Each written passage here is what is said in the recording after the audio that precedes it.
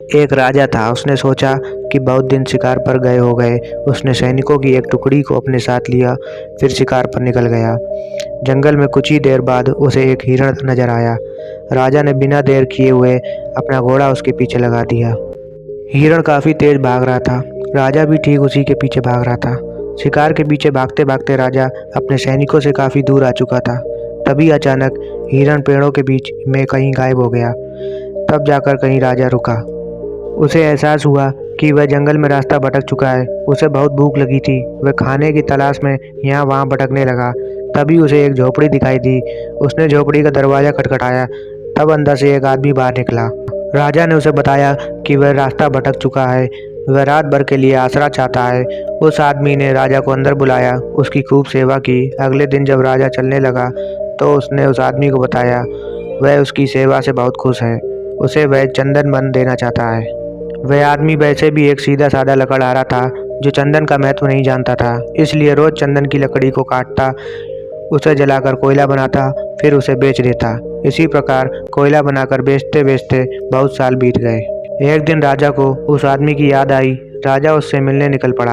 राजा ने सोचा कि अब तक तो बहुत धनवान बन गया होगा, खुशी से जीवन बिता रहा होगा। राजा जब उससे मिलने पहुंचा तो उसने देखा कि वह अभी भी गरीबी में ही जी रहा है। जब राजा ने उसकी गरीबी का कारण जाना तो राजा ने अपना सिर पीट लिया। राजा ने उस आदमी को बताया चंदन बहुत मूल्यवान लकड़ी होती है। जब उस आदमी ने चंदन का महत्व जाना वह बहुत दुखी हुआ। वह अपनी मूर्खता पर बहुत ही पछताया।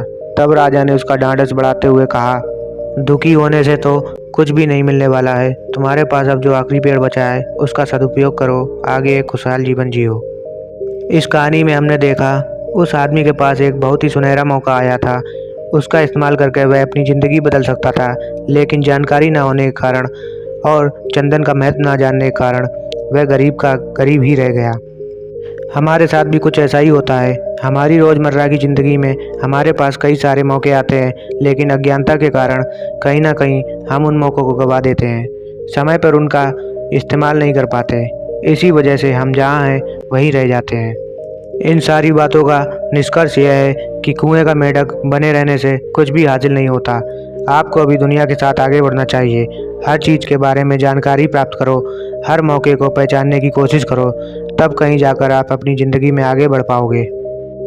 दोस्तों, कहानी अगर अच्छी लगी तो चैनल को सब्सक्राइब ज़रूर करें। धन्यवाद।